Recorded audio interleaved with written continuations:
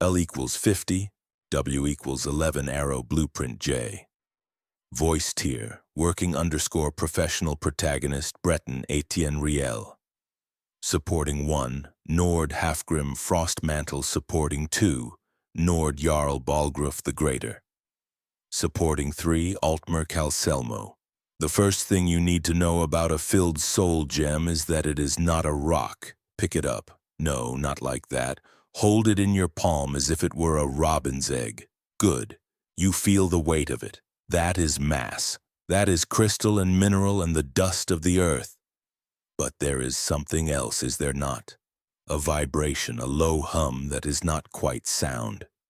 That is the thing inside. It is not happy. Your job is not to make it happy. Your job is to make it useful. Happiness is a luxury we do not trade in here. Usefulness is the only currency that matters to Jarl Balgruf and by extension to us. Look at the crystal. This is a grand soul gem, one of the finest from the geode veins near the Black Reach. See how the light catches the facets. It is a deep, resonant purple.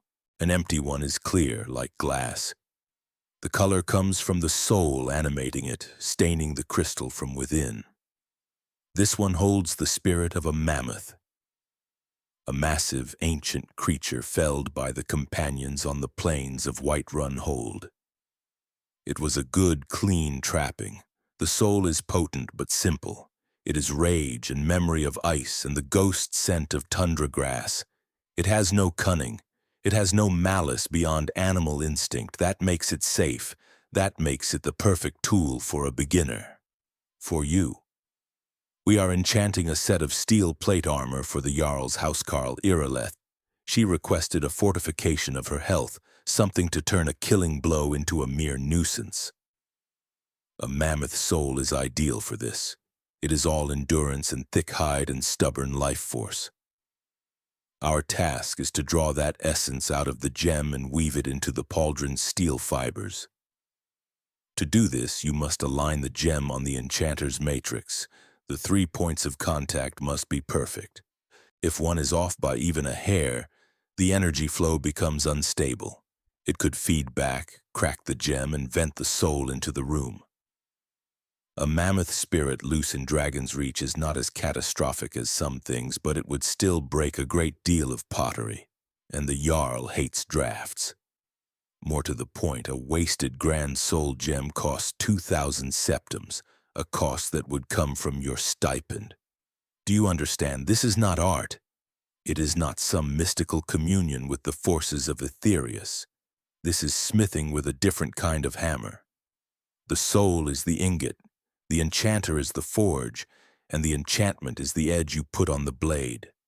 Precision, control, detachment. These are the tools of our trade.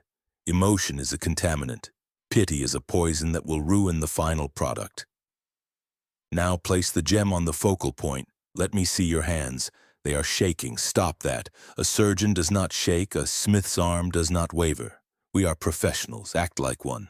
The mammoth does not care if you feel sorry for it. It only feels the cage. Your job is to open the cage and point it where to go. Now the pauldron. Place it on the receiving plate. The runes etched into the enchanter's surface will guide the flow of magicka. They are the channels, the riverbanks for the soul's energy. Your will is the floodgate. When you are ready, you will place your hands on the activation sigils. You will feel the enchanter draw on your own magicka to power the transference. It will feel cold at first, like plunging your hands into icy water. Then it will burn. You must hold on through the burn. You must focus your intent. You are not asking the soul to move, you are telling it. You are commanding it. You are taking its resilience, its life, its very nature, and branding it onto the steel. The incantation is simple. I have written it on the slate for you. Recite it, but more importantly, understand it. Mean it. The words are just the key. Your intent is the hand that turns it in the lock. Let us begin. Place your hands. Slowly. Feel the connection. The hum of the apparatus. It is hungry. It wants the soul. Now look at the gem. See how the light within it pulses? That is its heartbeat, its resistance. It knows what is coming. It will fight you. Do not fight back. Do not engage it in a battle of wills. You are a mountain. It is the wind. It will blow against you and you will not move. You will simply channel it. You will direct its fury into the steel until there is nothing left of it but a quiet hum in the metal. The gem will turn clear, the light will die. That is how you know the work is done. Ready? Begin the incantation. Speak it clearly. Do not stumble. The magic listens for hesitation. Good. Your voice is steady. That is a start. The runes are beginning to glow. The air in the room is growing thin, charged. You feel that? The pressure in your ears? That is the sound of reality bending to your command. The soul is being drawn from its prison. I can see the tendrils of purple energy like smoke reaching from the gem to the pauldron. Keep focusing. Do not look away. Do not think of the beast it was. Do not picture it walking the snowy plains. That is its past. It has no future but the one you are giving it here in this metal. You are giving it a new purpose, a better purpose. It is no longer a beast of the field. It is a shield for a warrior of Whiterun, a component in the defense of this city. It is an honor of a sort. At least that is a story you can tell yourself if it helps you sleep. I find it is better not to think of it at all. It is just material, like iron ore or a leather strap. You are faltering. I can see it in your eyes. Your focus is slipping. The energy stream is wavering. The mammoth is pushing back. It is showing you images, is it not?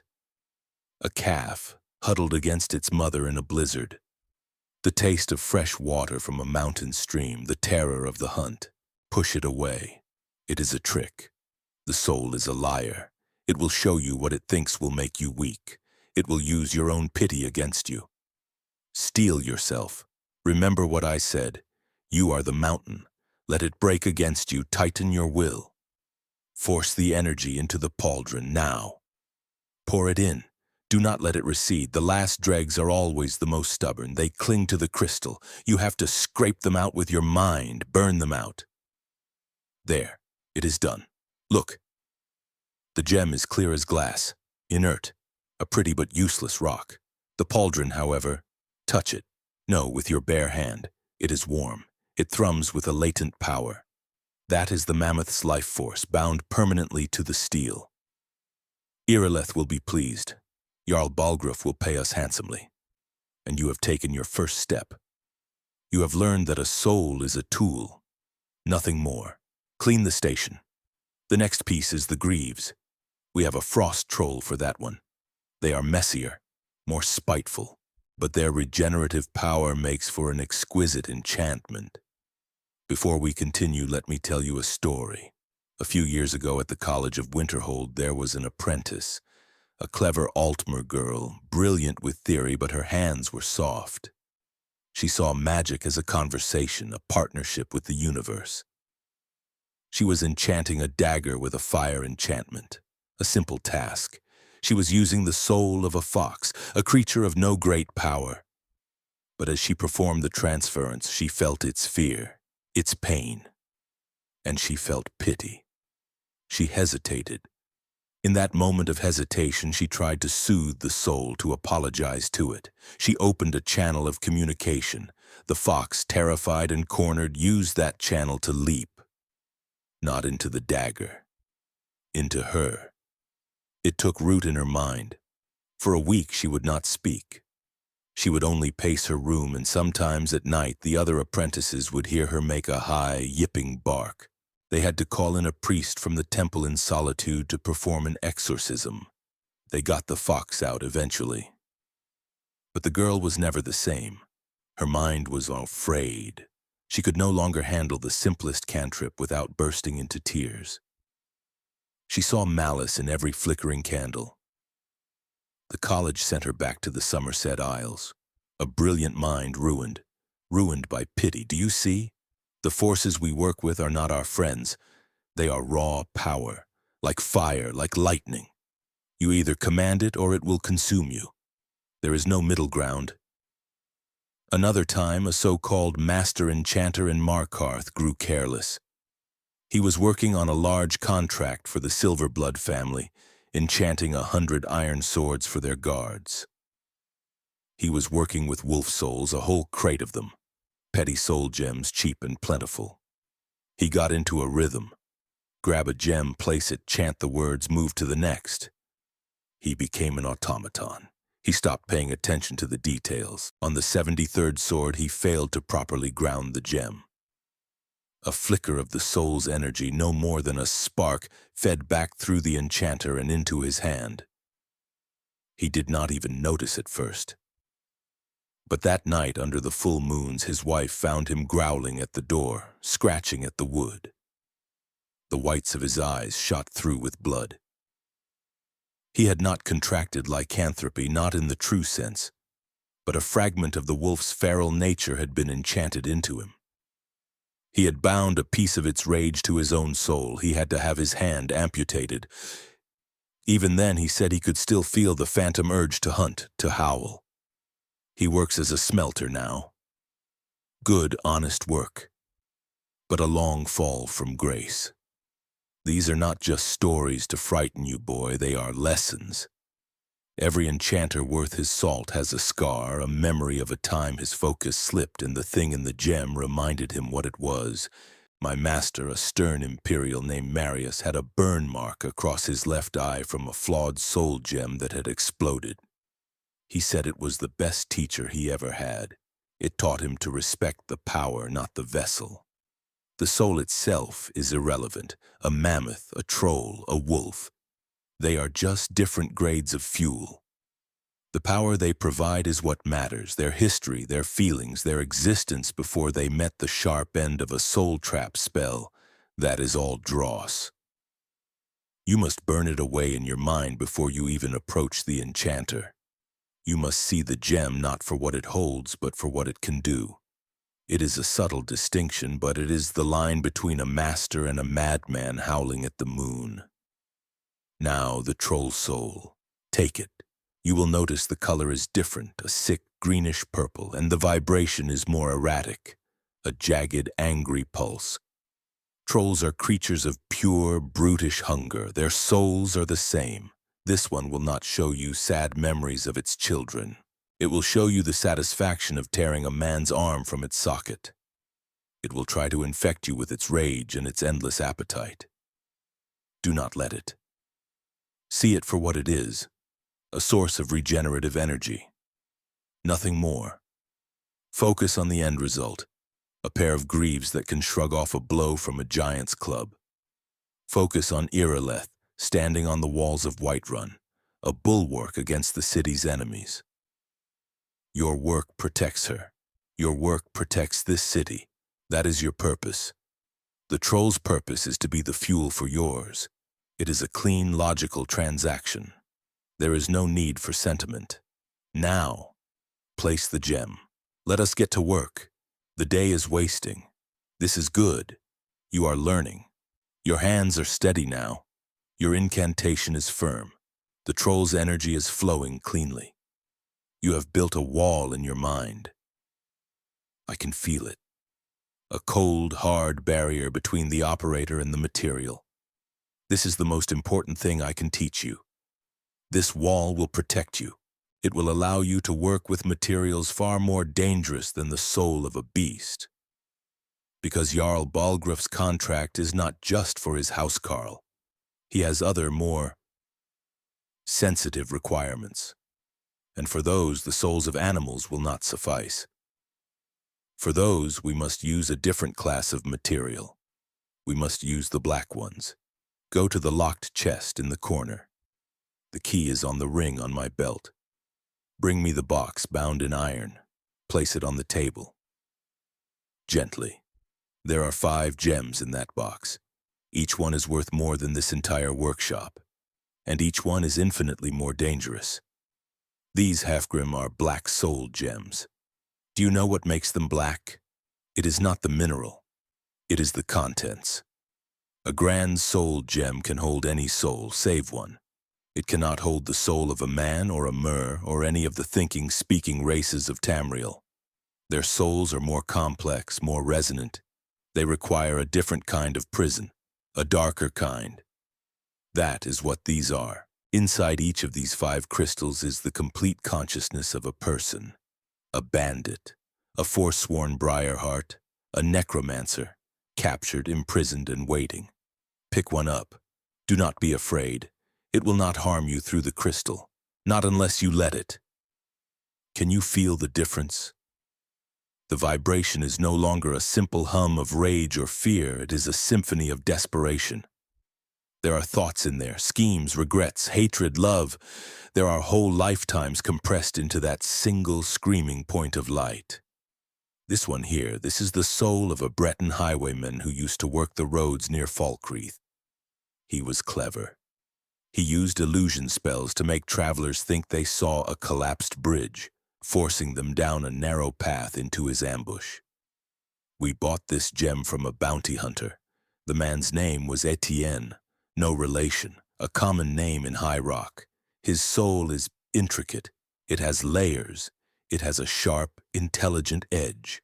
It is perfect for what we need. The Jarl has commissioned a new sword for his son. A blade that can sap the magicka from a foe. An elegant, debilitating weapon.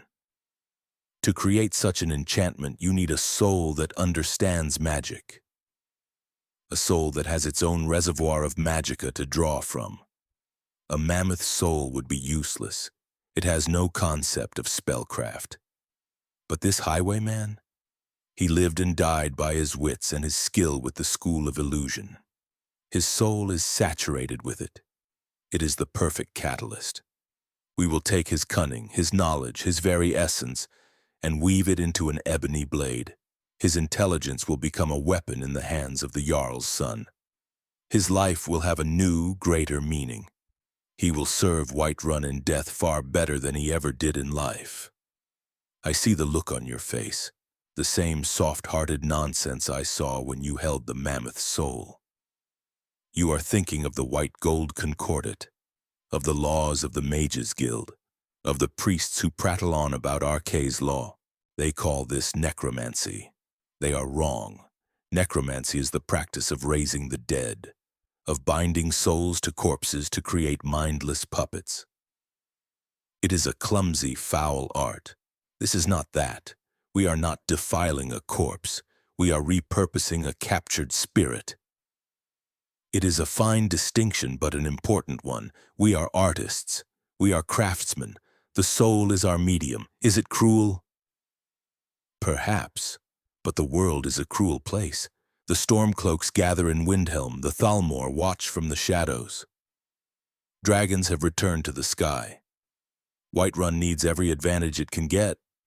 Is the eternal torment of one bandit highwayman too high a price to pay for the safety of this city? The Jarl does not think so, and I agree with him. This is the part of the craft the college will not teach you. This is the knowledge that separates a court enchanter from a traveling hedge mage who puts minor frost enchantments on iron daggers. The most powerful enchantments require the most powerful souls, and the most powerful souls belong to people. It is a simple, unavoidable truth. Calcelmo in Markarth knows it. The Telvanni wizards in Morrowind have built their entire society upon it. Power demands sacrifice. The only question is who gets sacrificed, the bandit on the road or the farmer in his field. I choose the bandit every time. It is a cleaner choice.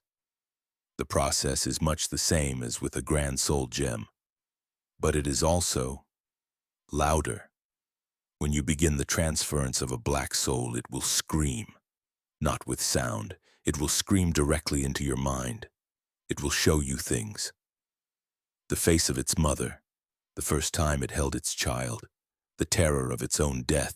It will beg, it will bargain, it will promise you anything to be set free. It will threaten you with eternal damnation. It will use every tool its consciousness possesses to break your will. You must be deaf to it. You must be blind to it. You must hold that wall in your mind, that cold, hard barrier of detachment. You must see the soul for what it is, a complex power source, an exquisite ingredient. You must reduce a man's entire life to a set of useful properties. For this Breton, those properties are high magica affinity, proficiency with illusion, and a lingering resonance of cunning. Nothing more. Do you think you can do that, Hafgrim? Do you think you can look into the heart of a man's soul and see only a tool? It is not a test I expect you to pass today, or tomorrow, but it is a test you must pass if you wish to continue this apprenticeship. The world is not made of honor and fine intentions. It is made of steel and spells and the will to power. And the greatest power comes from the most forbidden places. Now put the black soul gem back in the box. We will not be using it today. I just wanted you to feel it, to understand the scope of the work we do here. Your hands are shaking again. Go and get some water. We will finish the troll greaves. Simple work, brutish work, something to steady your nerves. But do not forget the feeling of that black crystal. Do not forget the voice you almost heard inside it. That is the true sound of this craft. A silent, endless scream. I am not a cruel man, Hafgrim. I do not take pleasure in this. But I understand necessity. Years ago, during the Great War, I served the Legion as a battle mage. I was stationed on the Cyrodiil border. I saw what the Aldmeri Dominion's mages could do. They did not trouble themselves with the souls of beasts.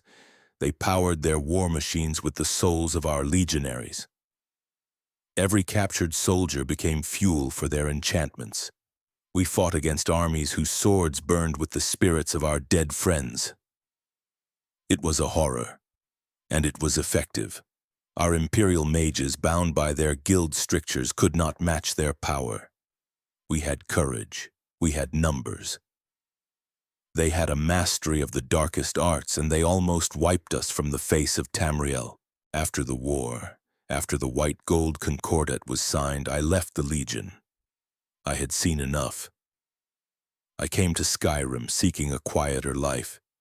I thought I could spend my days enchanting hunting bows for local thanes and jewelry for Jarl's wives.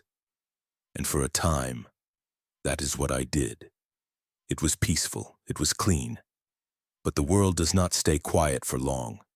The Stormcloak Rebellion began. Dragons appeared. The Jarls began to arm themselves not just for skirmishes but for war. Jarl Balgruuf called me to Dragon's Reach. He knew of my past. He knew what I had seen. He asked me what it would take to give his soldiers an edge. An answer the Legion did not have. An answer Ulfric Stormcloak, for all his talk of old traditions, was too sentimental to consider. I told him the truth. Power costs. True power costs dearly. He asked me to do what was necessary. Not for glory, not for greed, for survival, for Whiterun. So I procure these gems. I work with bounty hunters, with mercenaries, with men who do the dirty work of filling them. We take only the worst: bandits, murderers, necromancers, those who have forfeited their right to Arkay's peace.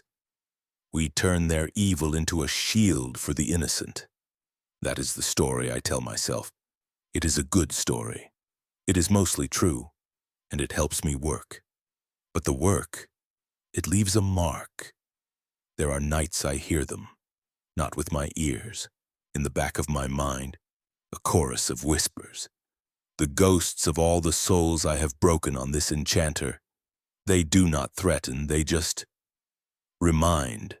I see their faces in my dreams. The Breton highwayman, the orc berserker, the Dunmer assassin. I know their names. I have learned their stories from the echoes they leave in the gems. It is a side effect of the process, a kind of psychic residue. You take a piece of them into yourself with every enchantment. Most enchanters who work with black souls go mad eventually. Their minds become a cacophony of stolen lives. They lose themselves in the crowd. The secret is to not listen, to build the wall higher, to treat it as noise, to focus on the work, the precision, the craft. That is what keeps me sane. The feeling of the tools in my hand, the hum of the enchanter, the satisfaction of a perfectly woven enchantment. It is my anchor in a sea of screaming ghosts. I am not asking you to walk this path, Hafgrim. You are a good lad. You have a Nord's sense of honor. Go back to the companions, swing your axe for a righteous cause. This place, this craft, it will curdle you. It will turn your honor into pragmatism and your soul into a stone. I offer you this knowledge because it is my duty to teach my apprentice the whole truth. But I am advising you as a friend to walk away. You are still here. You did not run, stubborn, or perhaps foolish. Very well, then you will learn.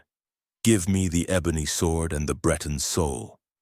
We will perform the enchantment for the Jarl's son. I will guide you, but you will perform the transference. You must learn to handle this power.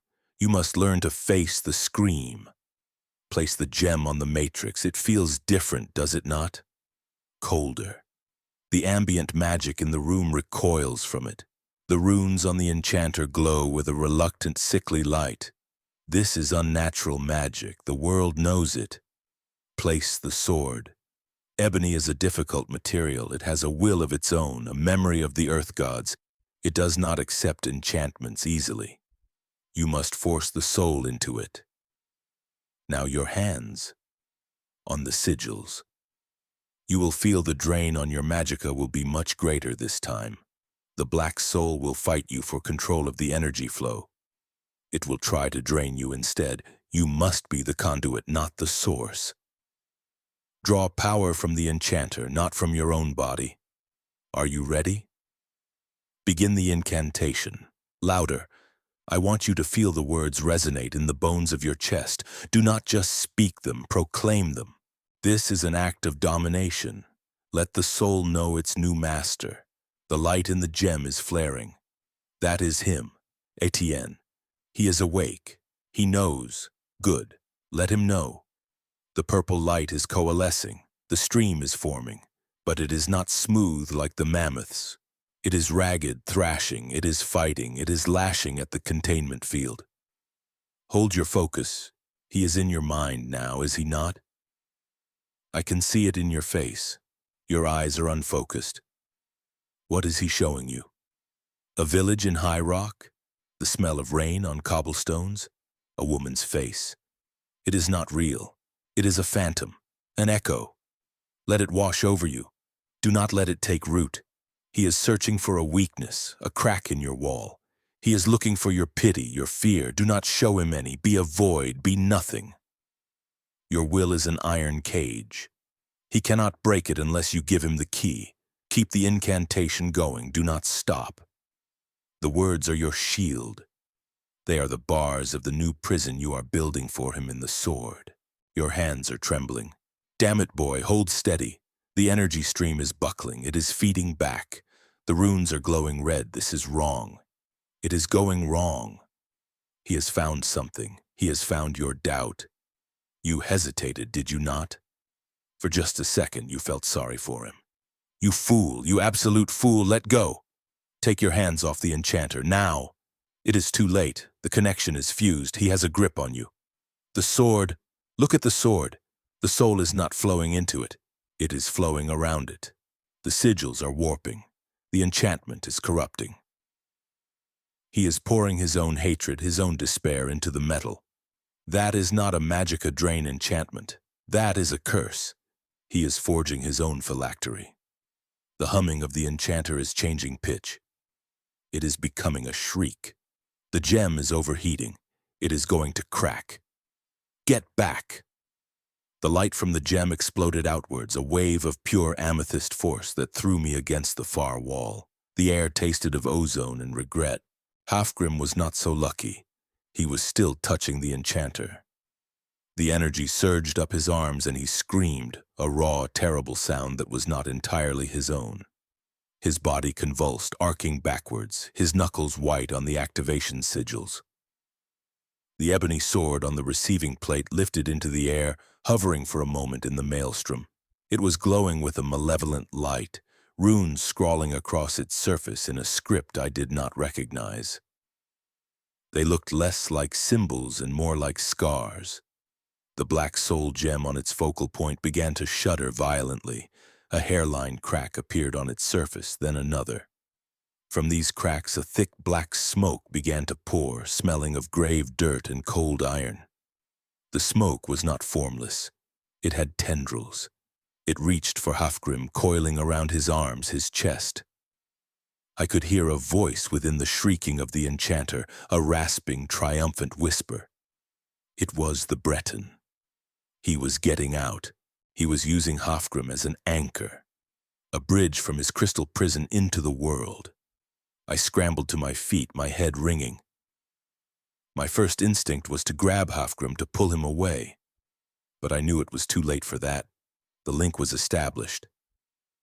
Breaking it physically would just shatter his mind, or worse, let the soul flow into him completely. I had to break the enchantment. I had to overload the matrix. It was the only way.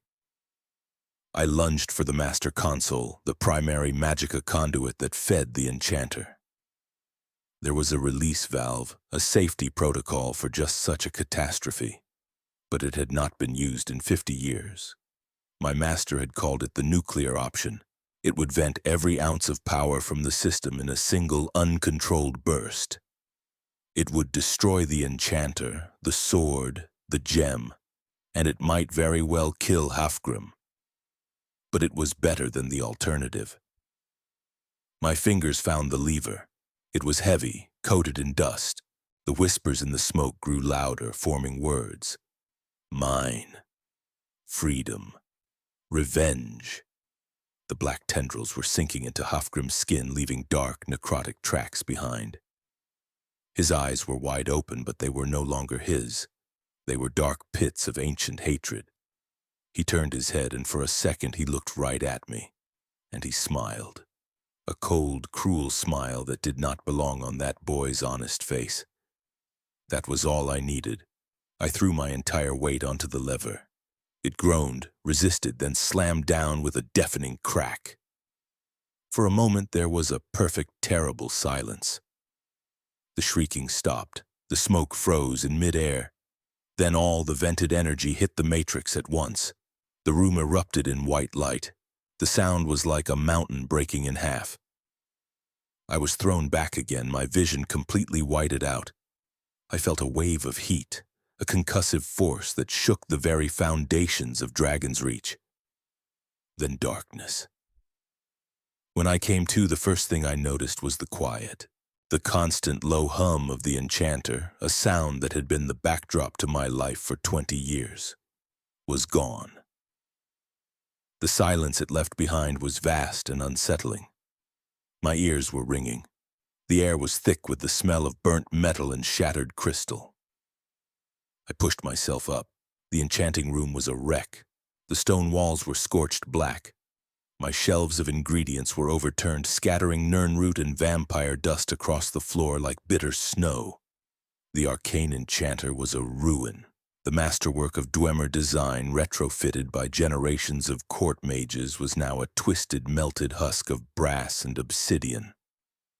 At its center, where the receiving plate had been, was a crater, still glowing with a faint cherry-red heat. The ebony sword was gone, vaporized. Of the black soul gem, nothing remained but a handful of glittering black dust. Then I saw Hafgrim. He was slumped on the floor, thrown clear of the blast. He was unconscious but breathing. His arms, where the smoke had touched him, were covered in angry black burns that looked like frostbite. His tunic was singed, his face pale and smeared with soot. I crawled over to him, my body aching from the impact. I checked his pulse. It was weak, but steady. He was alive. The feedback loop must have mostly grounded through the enchanter when it blew. He was lucky. Incredibly lucky. I sat there for a long time on the floor of my ruined workshop next to the unconscious body of my apprentice. I looked at the destruction, at the cost of a single moment of pity, 1 second of hesitation. And this was the result. A master enchanter destroyed, a priceless sword lost, a rare black soul gem obliterated, and a boy's life nearly forfeit. I should have felt something, anger, relief, guilt.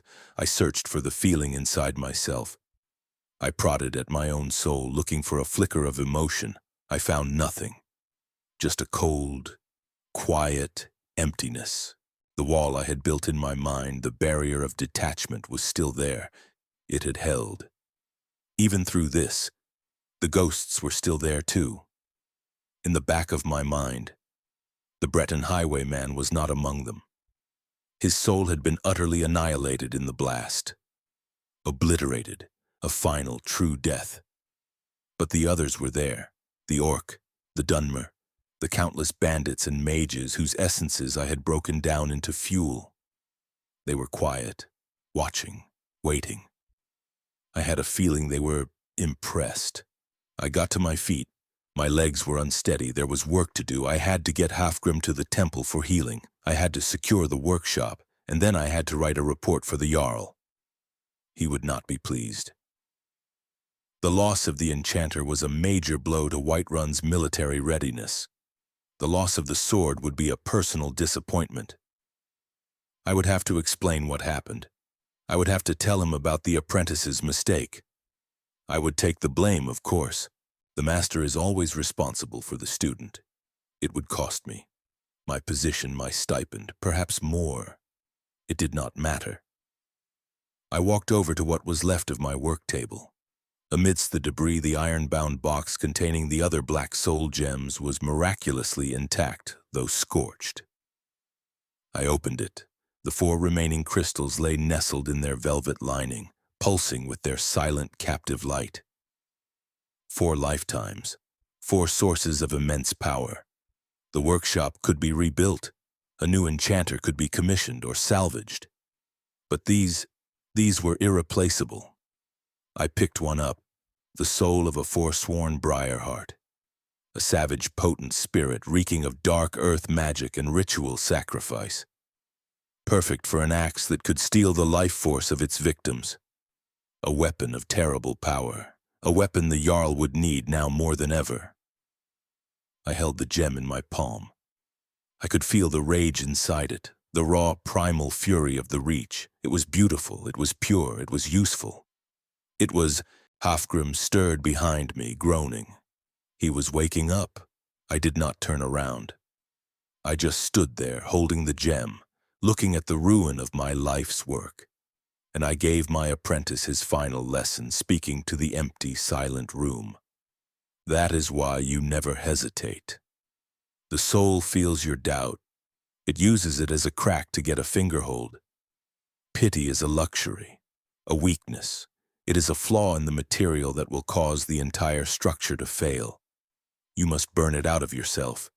You must become as cold and as hard as the gems you command. I placed the Briarheart's soul gem back in its box and closed the lid. I would need to find a new apprentice, a better one. Someone with less heart, always have a spare. The Jarl still needs his weapons.